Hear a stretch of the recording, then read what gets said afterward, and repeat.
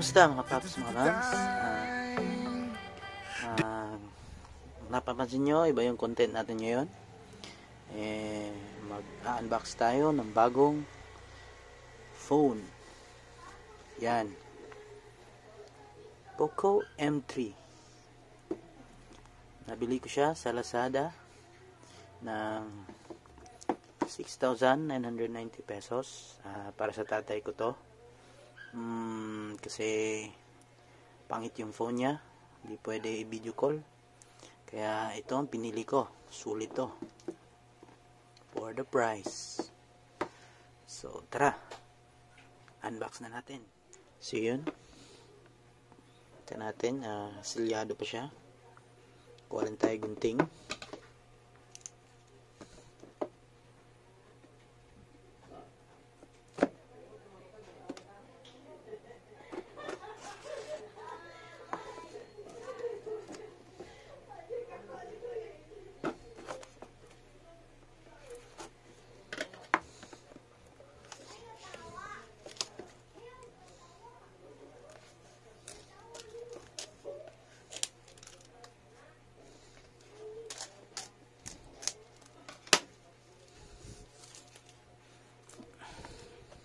Open na natin yung box.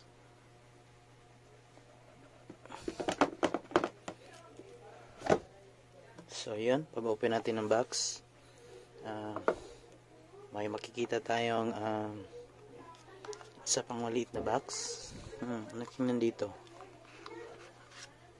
Yun, SIM ejector pin. Tapos meron tayong user guide.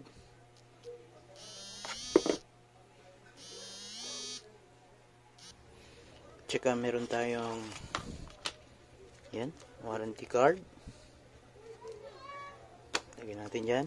At meron tayong free jelly case. Kudos kay Poco. Ang Poco phone pala guys is sa brand siya ni Xiaomi. Ganda yung mga phone nila guys kasi sulit, tapos hindi masyadong mahal. Maganda pa yung mga specs. Tulad na lang nito. Ang ginagamit ko pang vlog ko, yung Xiaomi phone ko, which is supported niya yung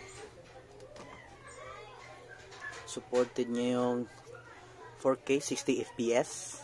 Ngayon, ito naman pinili namin na bilhin kasi sulit talaga yung Xiaomi guys. Promise, hindi masasayang pera nyo. Ito yan, kita natin yung phone. Ganda, 40MP yung camera, AI with 6,000 mAh high capacity battery, 18 watts pa, fast charge, 6.53. Ang ganda dito guys is full HD plus na yung display niya sa ganitong presyuhan. Tsaka equip siya with Qualcomm Snapdragon 662 11nm. Napaka sulit sa battery. Sa ganitong presyuhan, ito yung pinili ko kasi yung tatay ko naman gagamit. Tapos gusto niya yung mahabang battery life, tapos hindi naman siya gamer. Kung mag-ML kayo, mag-ML nyo lang, kunin nyo yung Realme Narzo. Mas malakas yung processor nun, G80 ata yun. So yun, tabi muna natin tong phone. Tingnan pa natin yung ibang laman ng box. Sa ilalim meron tayong itong maganda. Yun, USB-C port. Ganitong presyuhan, may USB Type-C na kayo.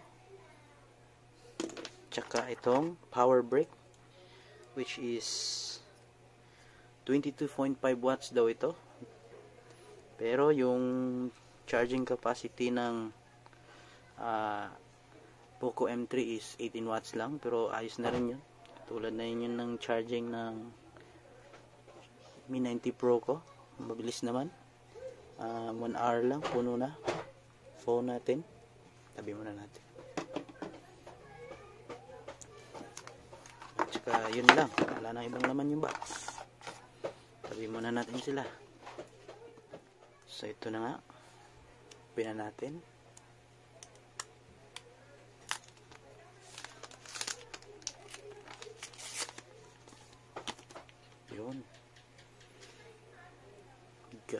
maganda. Di pala parang leather yung likod niya. Yun. Pogi. Yun, turn on natin. May laman ba tong battery natin? Yun.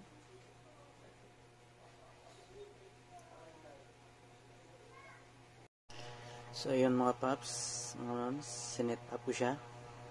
Yan, connect ko siya sa wifi. Check muna natin yung physical na appearance niya. Dito sa ilalim muna tayo.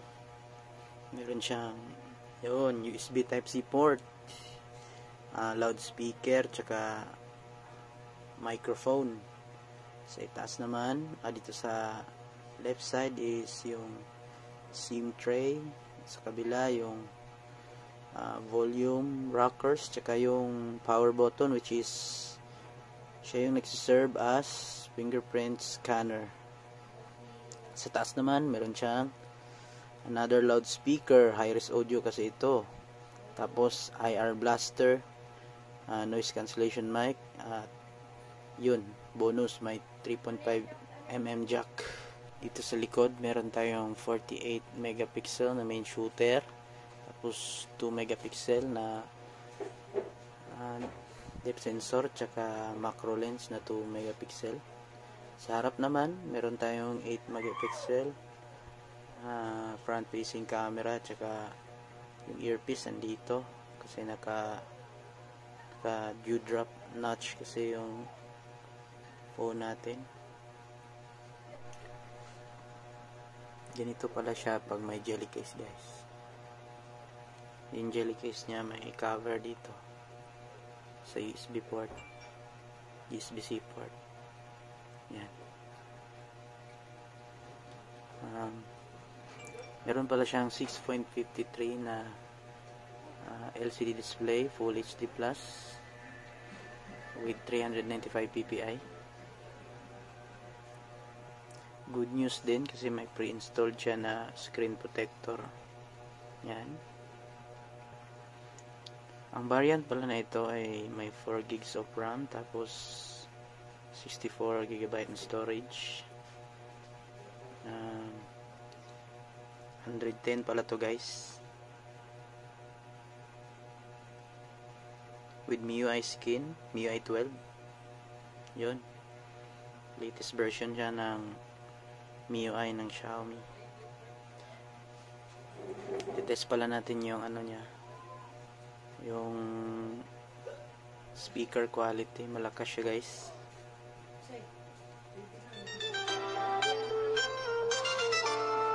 Kinumpare ko siya sa Mi 90 Pro ko.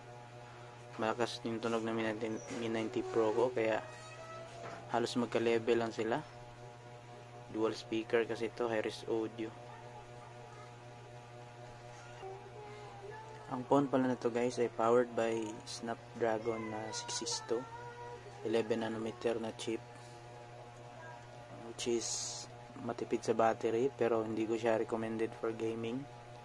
Kung gusto nyo ng pang gaming sa ganitong presyuhan, I highly recommend kunin nyo yung Realme Narzo kasi malakas yung processor nun.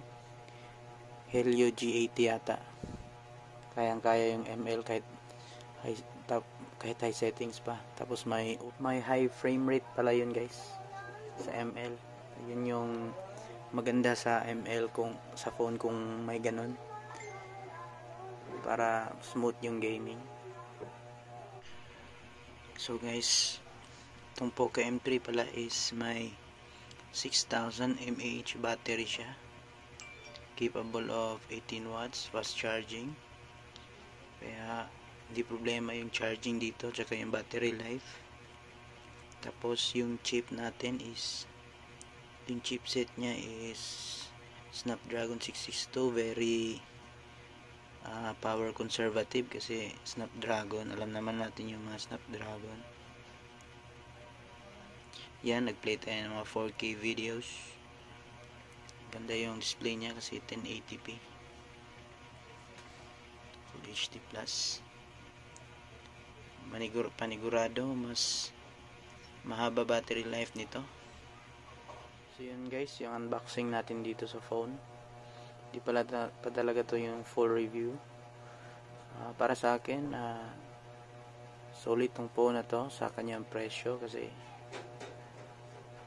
sulit siya pang daily use. Hindi siya recommended for gaming. Pero sa ganitong presyo, okay na okay siya guys. Ayan, kakabukas ko niyan kanina. 53% yan. Ngayon, 43. Halos ilang oras ko na siyang ginagamit. Di bali, wala pa naman siyang SIM. Comment lang kayo down below guys kung gusto niyo ng bagong video about sa review.